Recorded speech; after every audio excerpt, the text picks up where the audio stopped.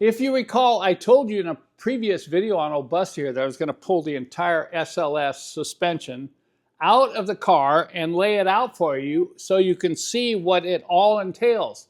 When I get an email from people saying, hey Ken, I've got this old Mercedes wagon and I want to put the hydraulic suspension back in, I kind of cringe because this is everything you're going to need. Now sometimes people leave the lines in, that's great. Sometimes people leave some of the other parts in, but they're usually no good. When the lines get cut, look at the length of this. I mean, it's the length of the car. And when this gets cut up, then you're going to have a big challenge trying to get the hydraulic lines to work. So this is everything in the front end. And back there is everything that comes out of the rear end. And I'm just going to walk through here individually and kind of explain each one of these components.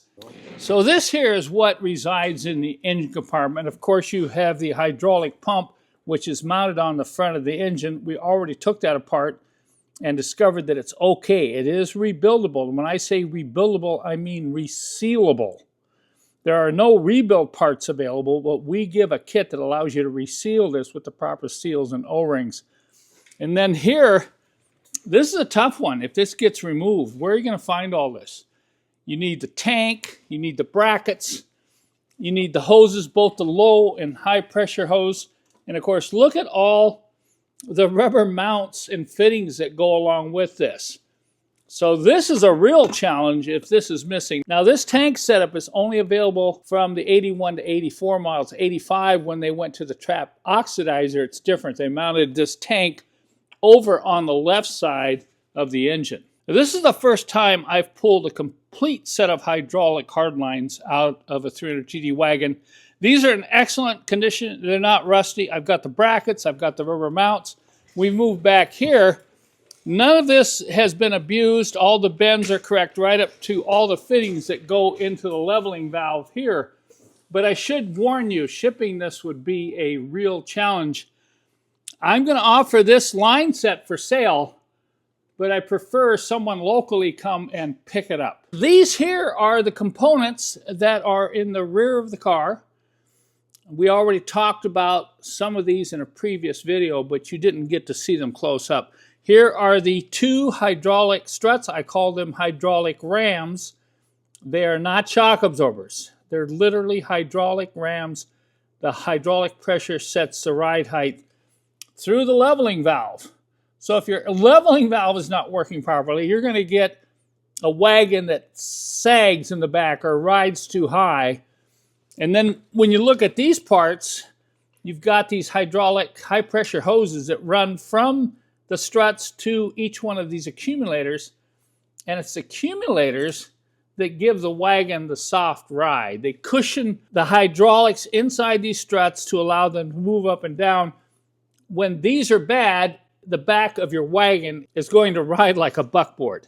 I'm going to offer all these parts as one kit for somebody who would like to convert back to SLS or self-leveling suspension. These hydraulic struts were not leaking. You can see the boots are torn down here, but the struts were working and they were not leaking. These are no longer available new. And also you get all the fittings and all the rubber mounts, which often get lost, as well as this fitting here.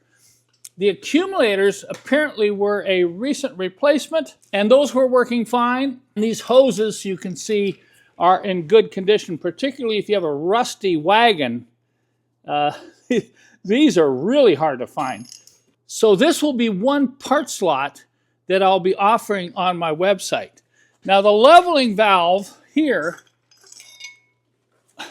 we're going to pull this apart, make sure it's resealable, and this will be sold separately as a quote-unquote rebuilt unit. Now I'm going to show you what we offer to help you rebuild or recondition some of these items, as well as service your self-leveling suspension. Leveling valves are no longer available new, and you do have to be careful about buying a used one because they can wear out internally. I'm going to open this one up, and if it's not excessively worn, then I will be able to install our custom seal kit for the SLS leveling valve. And this has a lot of items in it because you have to do some real detailed cleaning, and you have lots of O-rings that you have to install back in this, and it has to be done properly, so this comes with complete instructions. Now there is one part that's still available new, and this is the rod for the leveling valve. This is what is adjusted to set your ride height. And often these break up, the plastic parts wear out. You can see this one's starting to break up. I bet even though it looks okay now or is fairly tight, this will break out, and then you'll have extreme play and you cannot get the wagon to level properly.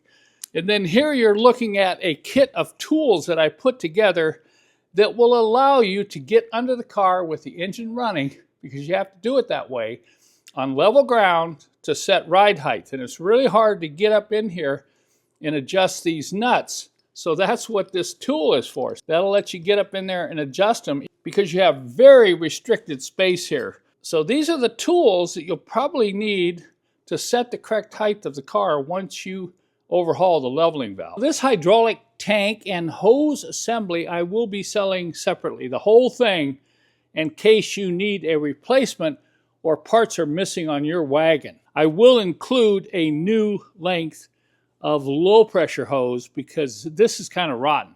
It looks like the high pressure hose is in good condition. Here's a summary of the other items that we offer so you can repair and maintain your SLS hydraulic suspension. This is the kit to reseal the front pump.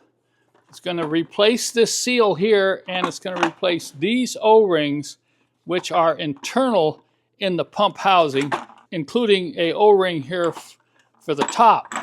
Now I'm going to go ahead and reseal and sell the pump separately as a quote-unquote rebuilt unit. If you're servicing your hydraulic suspension, this is really important. We offer new fluid. This is the correct hydraulic fluid and a new filter. This is something you probably want to do every 30 to 40,000 miles on these wagons, because I really see this neglected. And then finally, if your high pressure hose, which runs from the pump along the side of the engine compartment towards the hard lines going back to the rear of the car, is cracked or leaking, we offer this kit right here. This is an extremely tough special hose that it can handle extreme high pressure, and it's the only thing close to what you find in the original 300 TD wagon high pressure hoses. You will have to remove the fittings from your old hose and install them on this new hose, as well as other parts that we outline in instructions. But this is a kit that you can get to repair that as well. And then finally, this is the hose that we offer to replace the low pressure hose from the tank up to the hydraulic pump.